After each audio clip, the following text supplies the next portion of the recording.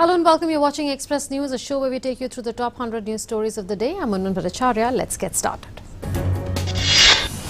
Prime Minister Narendra Modi will be launching the biggest ever COVID-19 vaccination drive across the country tomorrow morning via video conferencing. It will be the world's largest vaccination drive covering the entire length and breadth of the country. The vaccination program is based on the principles of priority groups to be vaccinated, and healthcare workers, both in government and private sectors, including ICDS workers, will receive the vaccine during this phase. The vaccination program will use CoWIN, an online digital platform developed by the Union Ministry of Health and Family Welfare, which will facilitate real-time information of vaccine stocks, storage temperatures, and individualized tracking of beneficiaries for COVID-19 vaccine. CoWIN will assist program managers across all levels while conducting vaccination sessions. A dedicated 24/7 call center 1075 has also been established for addressing the queries related to the COVID-19 pandemic, vaccine rollout and the CoWIN software. Adequate doses of vaccines have already been delivered across the country to all states and union territories with the active support of the Ministry of Civil Aviation. These vaccines have been further delivered by states and union territory governments to districts. Around 100 beneficiaries are to be vaccinated at each site on inaugural day. In the letter, the ministry has informed that interchangeability of the COVID-19 vaccine is not permitted. Second dose should also be of the same vaccine which was administered as the first dose.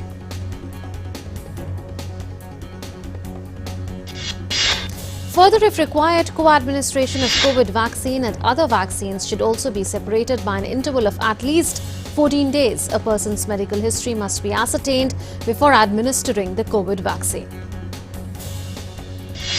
The vaccine is indicated only for 18 years and above. Pregnant as well as lactating mothers must not be administered the COVID vaccine, as they have not made a part of any related trials so far. India's total active caseload continues to manifest a sustained downward movement. It has dropped to 2.13 lakh today. India's present active caseload now consists of just 2.03% of India's total positive cases.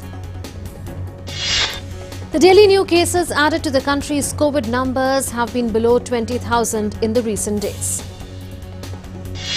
The number of daily new cases in the last 24 hours is 15,590. 15,975 cases have recovered and discharged in the last 24 hours. New cases per million population in India in the last 7 days are 87. It is one of the lowest in the world. The number is significantly low when compared with countries like Russia, Germany, Brazil, France, Italy, USA and UK. The total recovered cases stand at 1,01,62,738. The gap between recovered cases and active cases, that is steadily increasing, has crossed 99 lakh and presently stands at 99,49,711. The difference in new recoveries outnumbering new cases has also improved the recovery rate to 96.52% today. 81.15% of the new recovered cases are observed to be concentrated in 10 states and union territories. Kerala has reported the maximum number of single-day recoveries with 4,337 newly recovered cases. 3,309 people recovered in Maharashtra in the past 24 hours, followed by 970 in Chhattisgarh. 77.56% of the new cases are from 7 states and union territories. Kerala continues to report the highest daily new cases at 5,490. It is followed by Maharashtra with 3,579, while West Bengal reported 680 new cases. 191 case fatalities have been reported in the past 24 hours. 6 states and union territories account for 73.3% of new deaths. Maharashtra saw the maximum casualties at 70. Kerala and West Bengal follow with 19 and 17 daily deaths, respectively. Only one new death per million population was reported in India in the last 7 days, with a case fatality rate of 1.44%. Deaths per million population in India are one of the lowest in the world. As the 73rd Army Day is being celebrated today, President Ramnath Kovind has tweeted on the occasion saying, "On Army Day, greetings to the valiant men and women of the Indian Army. We remember the brave hearts who made the supreme sacrifice in service to the nation. India will remain forever grateful to courageous and committed soldiers, veterans and their families. Jai Hind." Prime Minister Narendra Modi has also tweeted on the occasion saying, "Greetings to the mighty and vigilant soldiers of the country and their families on Army Day. Our army is strong, courageous and determined. The army has always raised the esteem of the country. I salute the Indian Army on behalf of all the countrymen." Raksha Mantri Rajnath Singh today visited the BEML manufacturing facility at Bengaluru and unveiled India's first indigenously developed driverless metro car.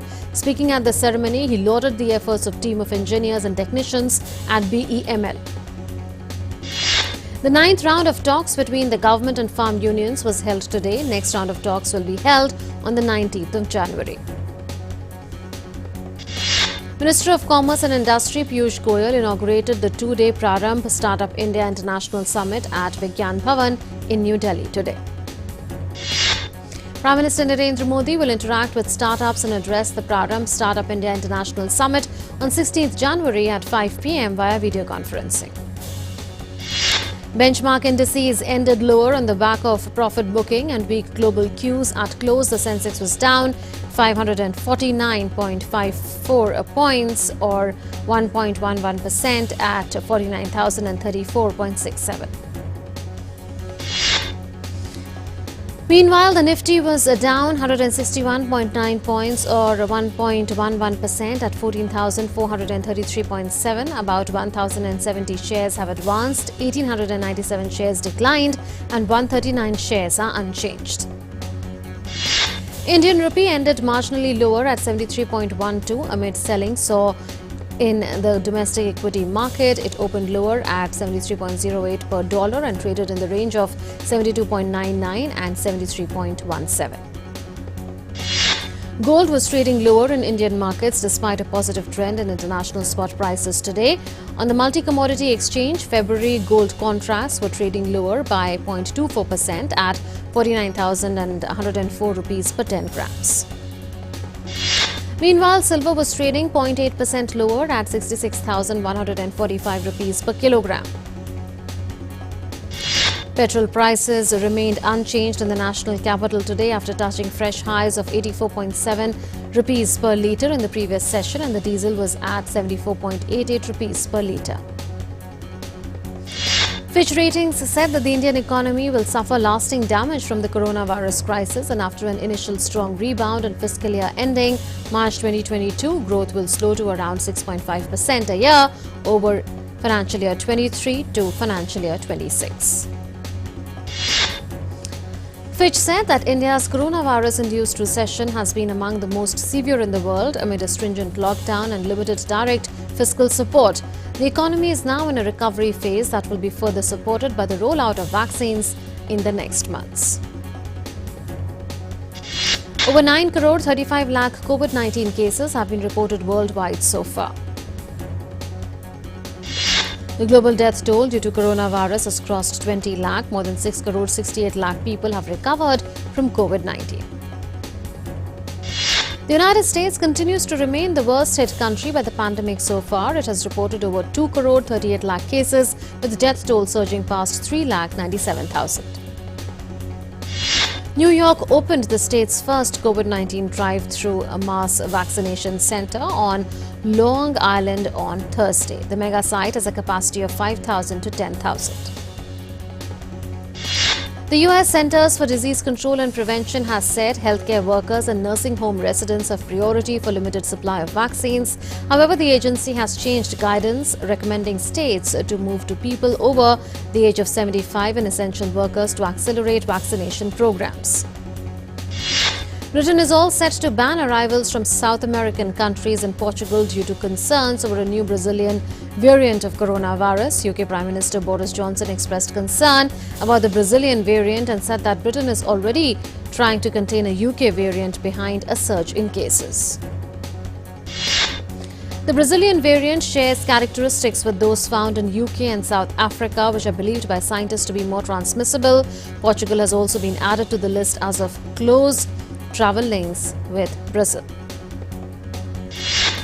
France will strengthen border controls as it tries to slow the spread of coronavirus infections. It will also bring forward its night curfew by 2 hours to 6 p.m. In France, the revised national curfew will come into effect on Saturday. From Monday, all travellers coming to France from outside the EU will have to show a negative COVID-19 test and self-isolate for a week upon arrival. While addressing the press briefing in Beijing, Foreign Ministry spokesman Zhao Lijian said that the WHO panel will go through relevant quarantine procedures and communicate with the Chinese experts via video link before conducting fieldwork. Jordan's King Abdullah received a COVID-19 vaccine in Amman yesterday after the country's vaccination campaign began on the 13th of January. Jordan has become a coronavirus vaccination program intended to inoculate 104 of its 10 million population. Sweden, whose unorthodox pandemic strategy placed it in the global spotlight, reported a record number of COVID-19 deaths for a single day on Thursday. US President-elect Joe Biden unveiled a $1.9 trillion stimulus package proposal on Thursday, saying that bold investment was needed to jumpstart the economy and speed up the US response to the coronavirus pandemic. In the United States, Washington is locking down for President-elect Joe Biden's inauguration, with authorities planning to deploy at least 20,000 National Guard troops in the city amid warnings of possible political violence throughout the country, even after the 20th January swearing-in. The Federal Bureau of Investigation says it has arrested more than 100 people in connection with the last week's violent siege of the U.S. Capitol and is now looking for individuals who could possibly threaten the safety of the January 20 inauguration of President-elect Joe Biden. At least 3 people have died and 24 have been injured after a 6.2 magnitude earthquake struck Indonesia's Sulawesi island, as informed by the country's disaster mitigation agency on Friday. The epicenter of the quake was 6 kilometers northeast of Majene. The disaster mitigation agency said a hotel and the office of the West Sulawesi governor was severely damaged and electricity supplies were also down in Indonesia. Former Italian Prime Minister Silvio Berlusconi has been urgently admitted to hospital in Monte Carlo because of heart problems, his personal doctor told Italy's ANSA news agency on Thursday. To exercise their franchise in the Uganda's presidential election, voters on Thursday turned out in large numbers in Kampala. The poll pitted longtime leader Yoweri Museveni against popular singer and lawmaker Bobi Wine.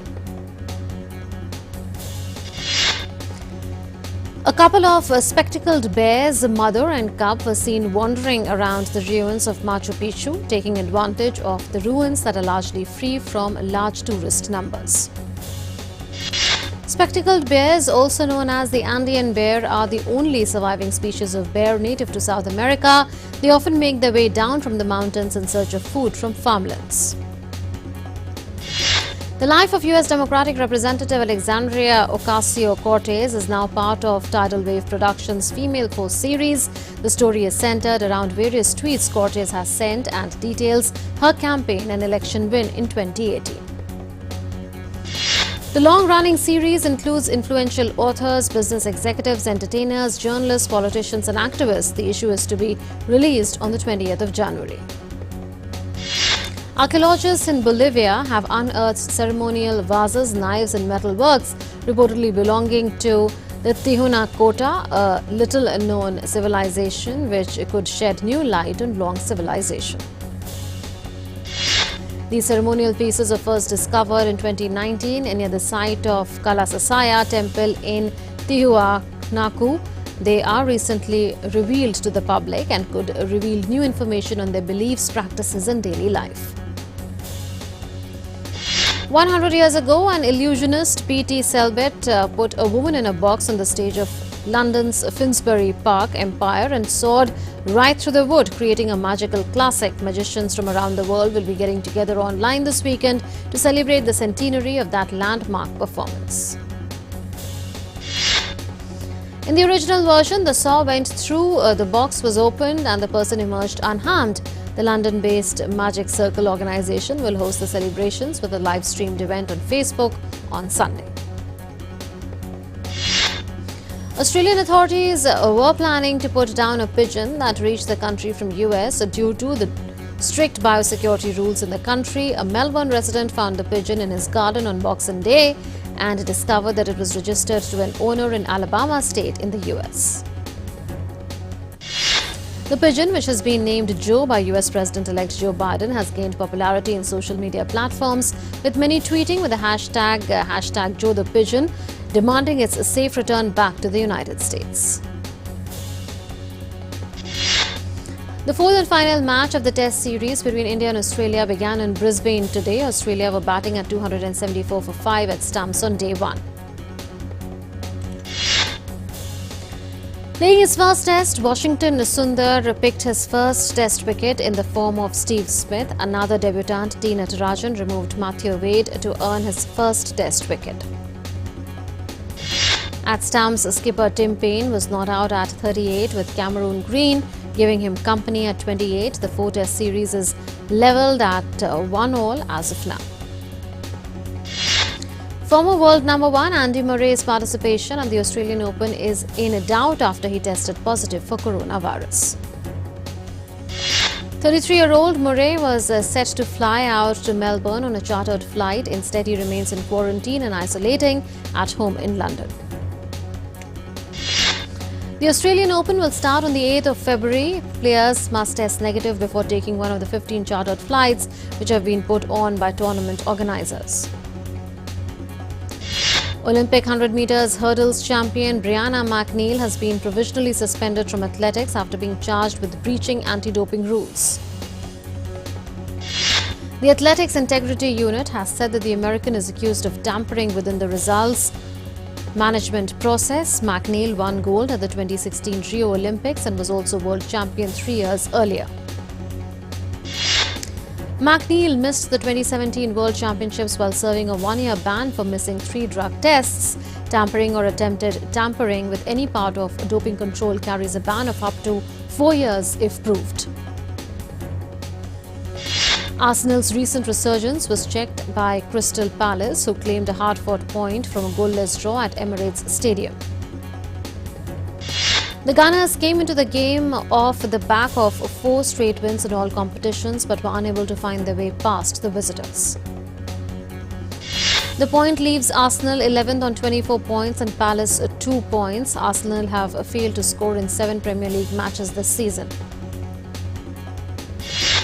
Aston Villa have their second game this week postponed and will not return to training until Sunday, with a significant number of players still isolating after COVID-19 outbreak in the club. Southampton forward Danny Ings returned a positive COVID test following their win over Liverpool last week and was potentially contagious during the game. Real Madrid were knocked out of the Spanish Super Cup. Real was beaten 2-1 by Athletic Bilbao. Raul Garcia scored a first-half brace for Athletic Bilbao, while Karim Benzema was the scorer for Real.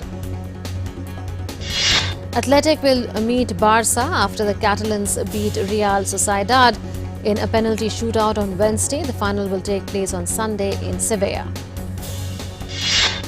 Real Madrid's flop Luka Jovic ends his nightmare spell in Spain and returns to Eintracht Frankfurt on a loan deal just 18 months after leaving. The striker struggled in Spain and managed to score just 2 goals. Second-tier team SPAL Ospal will face Serie A champions Juventus in the Italian Cup quarter-finals after winning 2-0 at 10-man Sassuolo on Thursday. Spal are the only Serie B side left in the competition. And in form, Atlanta beat Cagliari 3-1 to advance to Italian Cup quarter-finals. They will face either Lazio or Parma in the quarters.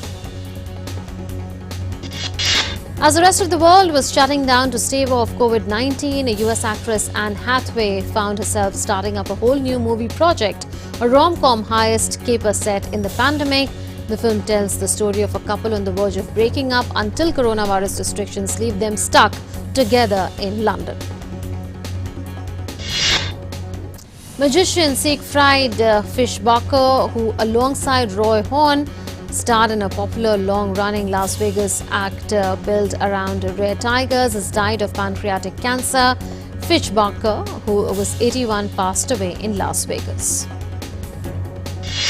Actor Tom Hanks is to host a primetime television special on the 20th of January to celebrate the inauguration of Joe Biden as president. The program will be broadcast on television networks CBS, ABC, CNN, NBC and MSNBC and streamed on YouTube, Facebook, Twitter and other online platforms.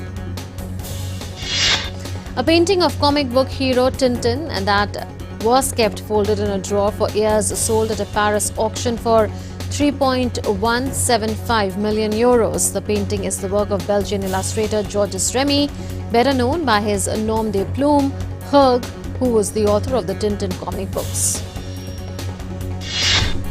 Netflix announced that relative newcomer 11-year-old Alicia Weir has been cast as the title character in the streamer's adaptation of the musical that is based on the Roald Dahl book.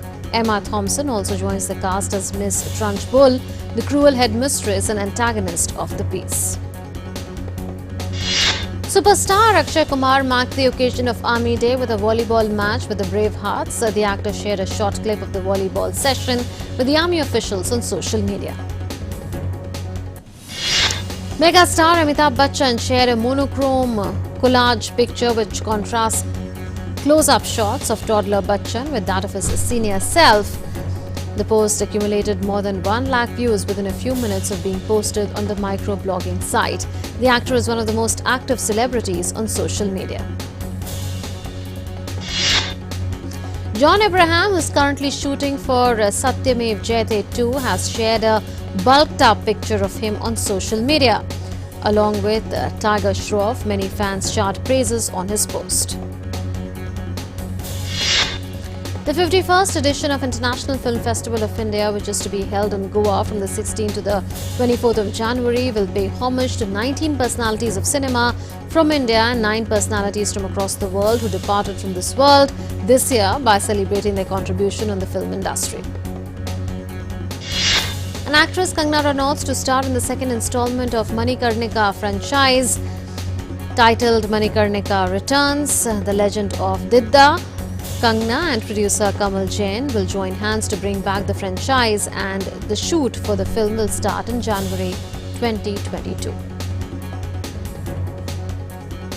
That's it then in this edition of Express News. News and updates will continue on DD India. Stay tuned.